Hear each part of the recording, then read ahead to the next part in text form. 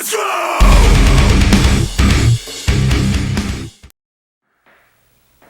Alright, welcome to the first edition of Ask Eric Anything. I got a great response for this, and I decided that instead of splitting this up into a bunch of videos, I'm going to stay true to what I said. I'm going to stick to my plan. I'm going to answer every single question that I was asked. So get yourself a drink, maybe a snack, some ice cream, buckle up, and let's do this.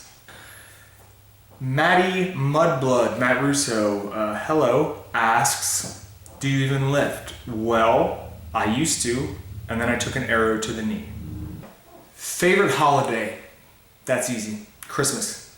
I love Christmas. I love the food. I love family togetherness. I love the movies. I love the music. I love giving presents to people. I love it all. I just wish it was a little bit cooler down here in Florida, but it is what it is. Lily H11111 asks, how did you and Kelsey meet? Match.com, believe it or not. Now, it wasn't a magical fairy tale story where I went on to Match.com and found my soulmate first try. No. I went on a lot of crappy dates with a lot of crappy people that I didn't really mesh with until I found Kelsey. And the rest, as they say, is history. JB Golf 52 asks, how's your hip doing after the surgery? Well, funny you ask, I have another vlog coming up soon. I'm going to go over my PT. Luckily, I don't have to do as intensive as a physical therapy as I thought. I'm kind of on my own when it comes to that. I have a program I'm going to follow, and you'll see more about that in the video. Mobility is getting better, range of motion is getting better, motor control is getting better, and I should be back to squatting and deadlifting in the summer. Randy Meacham asks, what were the first steps you took to open your own gym, and what are some of the tougher challenges you have faced in doing so? For a lot of people, the toughest thing is developing a solid business plan, and luckily I was in a position where finances weren't such a huge issue. However, the actual meat and potatoes, the work that you have to do to set the gym up, get everything ready, get through the legal red tape, things like that, putting equipment together, painting, moving, just the grunt work, that stuff is hard and physically draining. I remember we moved into our first gym, but we had to move dumbbells from 5 all the way up to 125 across the gym. I was wrecked for days after that. Some of the tougher challenges we face, basically moving and getting screwed over by landlords or banks, things like that. Other than that, I gotta say, knock on wood, I can't really complain that much. E.T. Dragon, what video games are you playing these days? I have a one video game rule right now. Whenever I try to balance two games at the same time, things get kind of, I don't give enough attention to it. I am playing The Division. I'm like a level 2, and I'm just being destroyed. Still learning the controls, getting the hang of the mechanics. It's a very deep game. I was not prepared for how deep it is, and I'm looking forward to spending some more time with that. I just bought myself a headset, so if you're on PlayStation Network and you see Eric Effin Stevens in your game, please invite me to your group so I can I can level up, because I'm pathetic. Rusty Lifts, Batman vs. Superman thoughts. I will tell you guys probably in a post tonight. I haven't seen it yet. I know, I should have seen it opening night, but I'm not big on the opening night thing. I'm kind of like one of those nerds that doesn't like other nerds. I don't want to get into it, but I'll tell you tonight. How to work on lockouts. Here's a tip. When people get stuck at lockout, they diagnose a weak point. Typically, I'm weak at lockout. And they'll say, my glutes are weak, whatever. I'm going to do block pulls, or I'm going to do rack pulls, reverse band deadlifts, train that top end. You're missing the point. Build up enough nasty ass speed that you burst through that sticking point. So for a lot of my athletes, if they're having trouble locking out, I get them as fast as possible. I stack up 4 mats, make them deadlift off a box. 4 mats is about 4 inches of deficit, and if you can pull some heavy weight off a 4-inch deficit, you're going to pull some heavy weight and finish some heavy weight off the floor. I also like snatch grip deadlifts for lockouts and sumo deadlifts, believe it or not, if you're a conventional puller, and vice versa. I like to have people switch their stances. It typically has a little bit of carryover either way. Sambo Slice 89 asks, how often should you reevaluate or recalculate your macros? It all depends on your goals. If you're trying to lose weight and you have a goal weight in mind, I'm not going to recommend dropping 2 or 3 pounds a week unless you're obese. That's not healthy. However, 1 pound, half a pound. You want to hit that at a steady clip. If you're stagnating maybe like at 2 weeks, you haven't lost any weight, it's time to either drop your calories or up your activity. Same thing for gaining phases. If you're not gaining a pound every, 2 or 3 weeks, or a half a pound every 2 or 3 weeks, you need to start eating more because you're not eating enough. Daniel Saez asks, how does Breyers have the balls to make gelato? I don't know why they do it, but it tastes like shit, and I really wish they wouldn't do it. Addie Demolisher asks, hey Addie, shout out to the cage. Biggest fear when opening up your own business or gym? It's gotta be failure. Nobody wants to fail. I don't want to fail, and we've made a lot of sacrifices to keep our gym open, and luckily we're still up and about. Marshall 282003, what's up man, asks, what was your favorite match during your career? I have 3. I'm a little hazy on the event names, and I couldn't tell you off the top of my head the dates, but one of my favorite matches was the Austin Aries in Boston, Massachusetts for the FIP Heavyweight Championship. I think that the show was called Breakout, and I went in there and the crowd wasn't too keen on me. Austin carried me to a incredible match, and I was forever grateful for him for that, because he was the one that put it all together, and he carried me. I wasn't as good as he made me look. One of my other favorite matches was Roderick Strong, my buddy Roddy. It was WrestleMania weekend, I think 2007, and it wasn't even a match. The bell never rang, but we just kicked the shit out of each other. It was in Orlando. The crowd, it was a packed house. The crowd was going nuts, and it was bloody and brutal, and I was sore for like a week afterwards, but people still talked to me about that match. Like, oh my God, that match was insane. And third, I had 2 matches against Bryan Danielson. Both of them were really great, but I remember the first one, I came out and there was like kind of booing me. They weren't really, because Bryan was a legend, and Bryan carried me and made me look like $1 million, and then they were chanting my name, and the match was awesome. So those are my top three. I'm not too quick to put myself over, but those 3 are lasting memories in my mind. Selena Wiener, scale of 1 to 10, how cool am I? I would put you, like, for a girl, you're like an 8, which is pretty high. A great girl's on a curve because they're icky. Fake Schmitz asks, if you could make your own ice cream, what would it be like? A lot of places have made ice creams that I would have thought of myself. I mean, it just blows my mind how they're like, we're on like the same wavelength. But if I had to make an ice cream, this isn't like the end all be all, but I really think that if Ben & Jerry's made a peanut butter version of milk and cookies, it would be spectacular.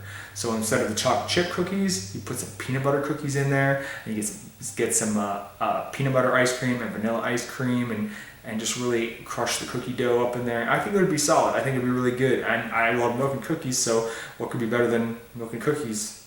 Peanut butter milk and cookies, that's what. Dicey138, hello Dizzle. How did you get so many cute puppies? I bought them. Selena Wiener again. Hello, Selena. What do you think makes a successful relationship? Okay. A successful relationship, that's a complicated question. But one thing that I think is very important that a lot of people miss out on is that a couple is made up of 2 individuals, and they need to act as a team. But they also need to have individual interests and spend time apart from each other. Kelsey and I both have hobbies of our own, and we don't bust each other's balls if one of us wants to, like if I want to play video games or she wants to read, we don't bust each other's balls because we manage our relationship in a way that we spend enough time with each other and we never neglect each other. And I think that understanding comes with time and learning how what each person wants in the relationship.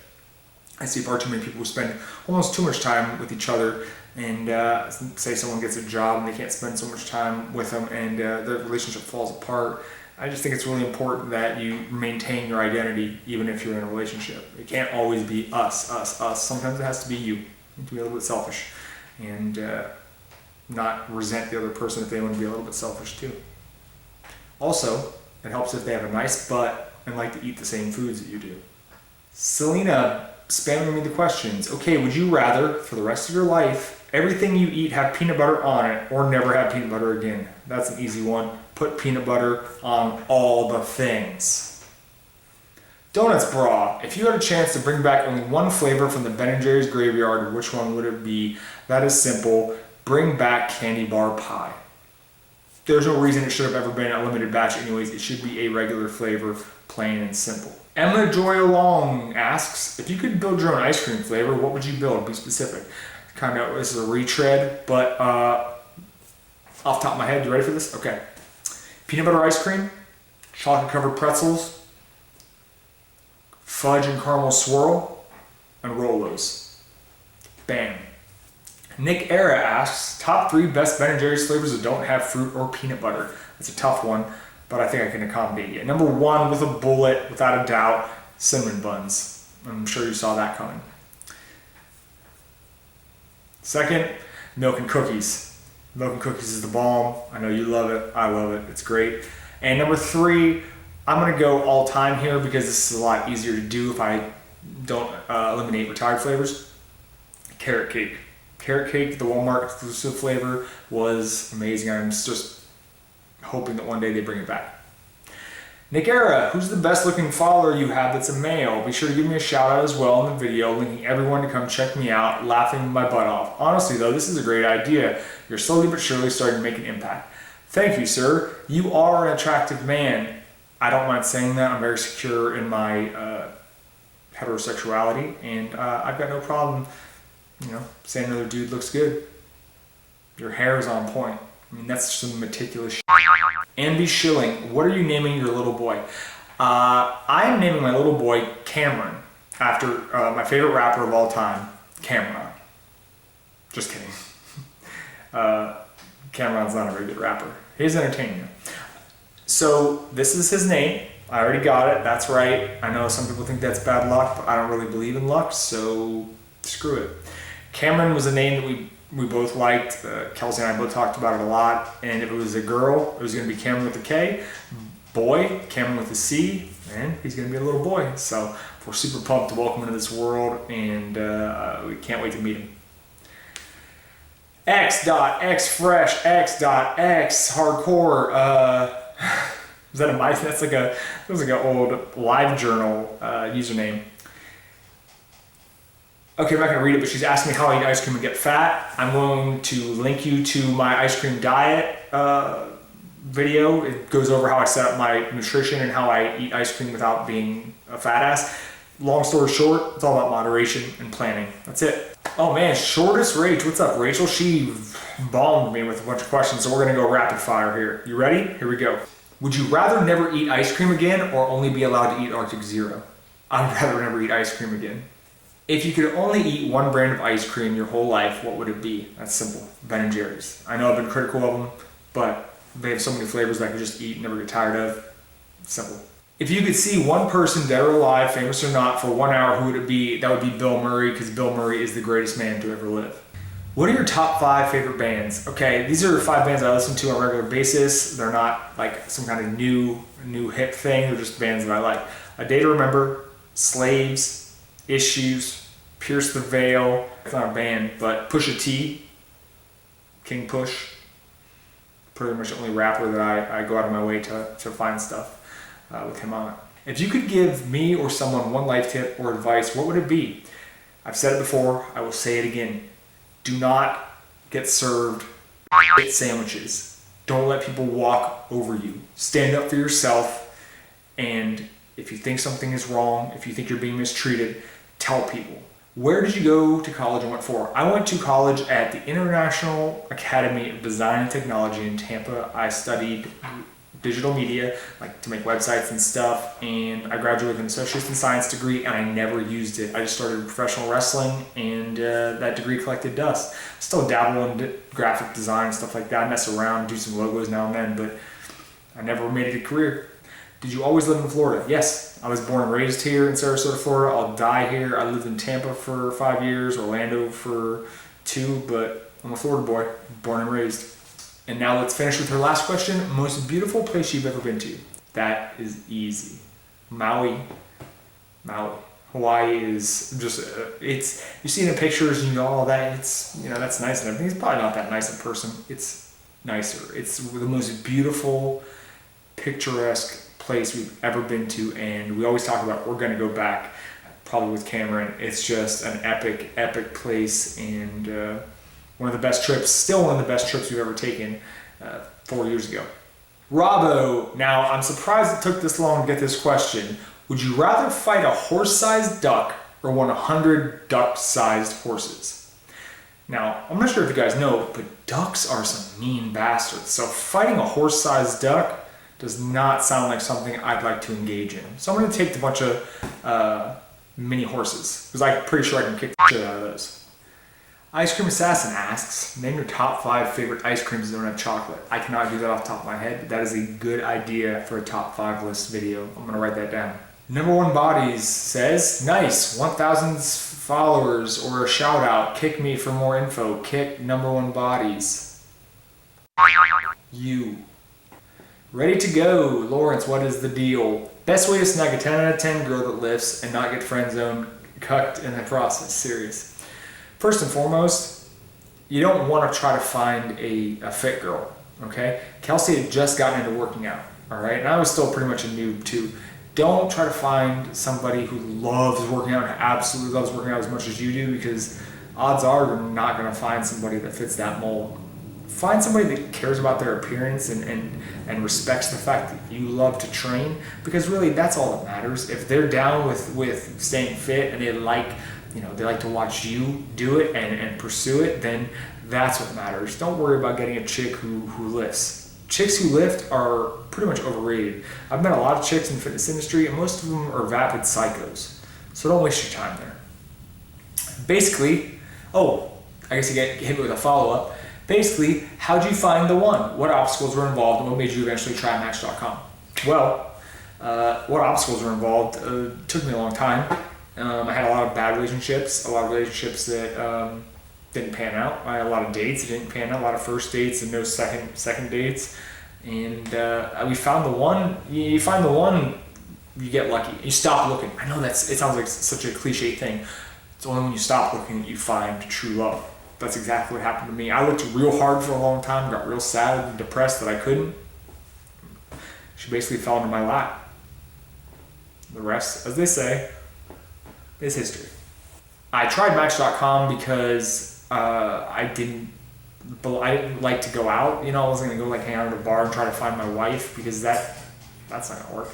So I went on Match.com and I had a lot of bad dates, but it all worked out in the end. And finally, Zach Powell asks, favorite ice cream, Peanut Butter World, and favorite Marvel Cinematic Universe character.